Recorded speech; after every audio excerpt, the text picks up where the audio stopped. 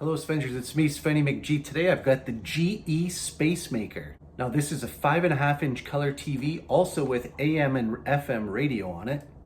And it's designed so that it can go right underneath your cabinet. Now this here is from around 1987.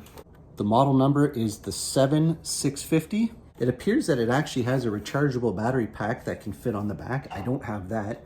It has coaxial RF only, as well as these two RF inputs here. And it uses one of these two little prong plugs for power. I saw this at a thrift shop. It has a little handle on top, and I thought that it was a pretty neat looking little unit here. Of course, I can't play any of the radio here without probably getting copyright strikes, but I am going to show you the TV features. And one thing I saw someone on Reddit do was actually play Game Boy on here, and I thought that's about perfect, because again, this is just a little 5.5-inch screen. So playing Game Boy is actually something that's just perfect for this little unit here. If you want to toggle anything here, you do have vertical hold, contrast, bright, color, tint. You got your auto fine tuning, and then your degauss on the side here. So let's get this guy set up. Okay, now for operation of the television here, so we've got off, UHF, VHF, AM and FM. So if I click on one of these here, you'll see that it lights up here. We're actually around channel 3. We can tune that by moving the dial here. And for the sake of things, I will turn the audio down here. There should be a plastic cover on here that actually shows that it says Spacemaker. I'm missing that, but it doesn't impact the use of the TV at all. Now, in order to get Game Boy on here, first thing I thought of was a Super Nintendo and using the Super Game Boy. Of course, this cartridge goes in the Super Nintendo. Your Game Boy cartridge goes right on the top. And then you're ready to play. Now, in order to connect the Super Nintendo to the TV, I have to use the RF on the back of the television. A reminder, with the Super Nintendo, it natively has an RF out on there. That means I can use one of these Nintendo RF switches, ones that used to come with the original Nintendo. Of course, for that, we're set to channel 3, so I'll have to make sure we go to channel 3 here. The RF goes in. On the back of the television, I'm going to just connect this coaxial. It's going to screw tight here. All right, turning that television back on. You'll see it takes a moment for the screen to warm up. Once it's ready, now we're going to just tune in and try and find that channel. There we go. If anything feels like it's sitting a little bit too low, again, that's where we can play with the vertical hold. So again, with the Super Game Boy Player, it makes it look as if it's in a Game Boy. And now, of course, that made this 5.5-inch screen even smaller for actual on-screen play. However, it still works.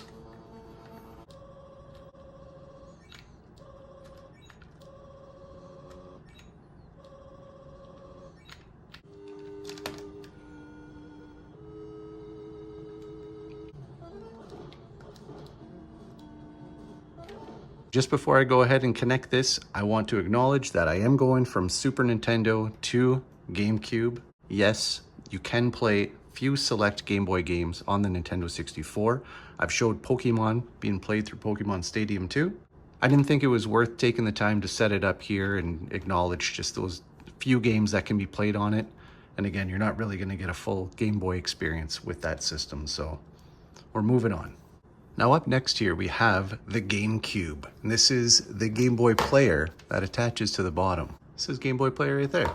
Now one thing about this Game Boy Player is if you want this hardware to work, you need to have the Game Boy Player disc. So that's this one right here.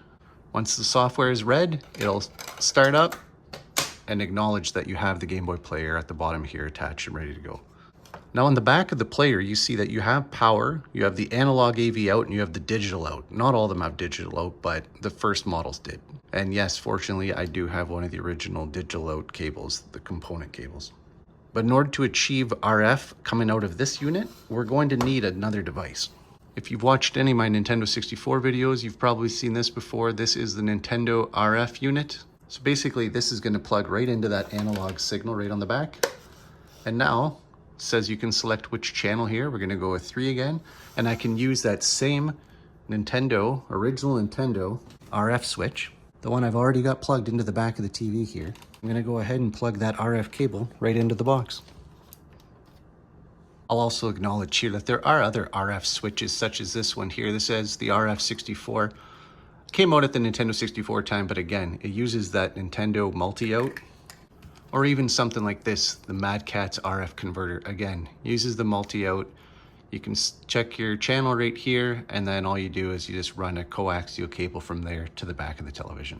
All right, now you can see I've got Batman plugged in here on the Game Boy Player. It's up on the screen there. Now there's various options when you're using a GameCube controller.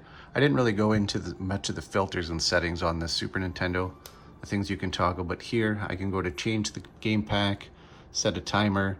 I can change the screen filters. Even here I can change the output of the screen on inside the player. I can even change the frames around it. Again, some of these options are available on the Super Nintendo as well.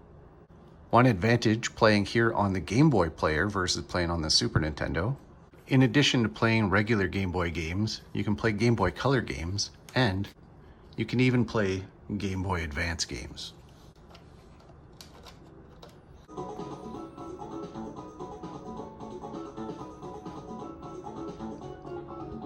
Obviously, it's pretty cool to take a Game Boy Advance game, play it here in the Game Boy Player, but what's really cool is that with this here, this is the Nintendo GameCube Player companion.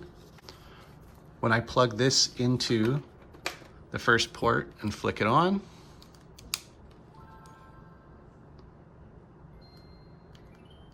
you hear that noise. Now it's going to acknowledge that it's plugged into the Game Boy Player. And now when I hit start on here, I can actually take control of the game, and I can actually sit back and use an official Game Boy Advance as my controller on the GameCube. I mean, so next level here. This is insane.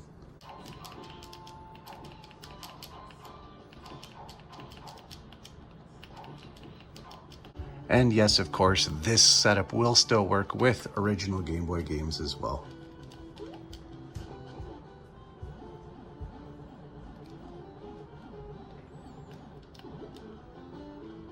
Now, before I move completely onward, and forgive the handheld here for a moment, but I just wanted to also mention, if you did have original AV cables, your composite cables, meaning you plugged into the multi-out, and on the back here you had the red, the white, and the yellow.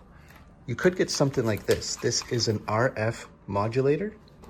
So what this does is this is going to take those three inputs here, left audio, right audio, and video. Those will go through and come out as a single coaxial here. So basically, you're going to modulate, you're going to make that simplified one way. It's going to receive all the audio and video, and then you can connect that. Just one more option, and it's going to be significant for what I'm going to do next. I like using my Ouya, which can do some emulation. Perhaps you have a Raspberry Pi or some other device. This here is a mini HDMI to AV. This is going to take an HDMI signal input and it's going to output the composite. So just like the RF modulator, which does require its own power, this mini HDMI to AV also requires a power unit. And now what we need is something to actually input. We need a game system. Check this out. I've hooked up my Nintendo Switch here. So now I have access to, again, their Nintendo Switch Online offerings, which includes Game Boy, Game Boy Color, and Game Boy Advance games. And again, this is going through HDMI to the HDMI to AV, through to the RF modulator, through to the television. Of course, another nice pairing if you're going to play GameCube games is you can use one of these here. This is the official Nintendo Switch Nintendo NES controllers. So again, perfect for those AB button only games. One fun little feature too is if I play with the color on here, I can actually strip it and I can make it look like some of the later models of the Nintendo Game Boy. Again, I'm not doing this with the Nintendo Switch itself. This setting is actually on the television itself, just by stripping the color out. Also, with the Nintendo Switch hooked up, I could play Game Boy inspired games like Dogurai.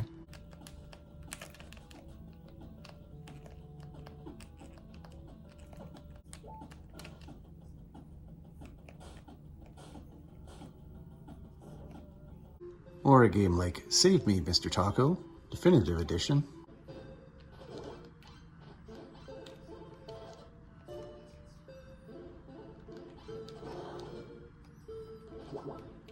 Or a game like Squidlet. One fun thing is this, is if you, on the main screen here, turn the right thumbstick up or down, you can actually change the contrast there.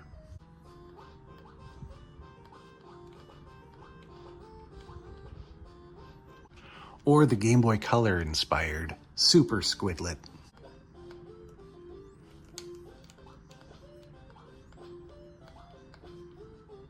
Anyway, I hope you enjoyed today's video. Thought it was fun. Of course, a little unit like this, not much you can do with it, but Game Boy, perfect. If you enjoyed today's video, please consider liking and subscribing, as it always helps grow my channel. Till I see you guys again soon, please take care. Be good to each other. Bye now.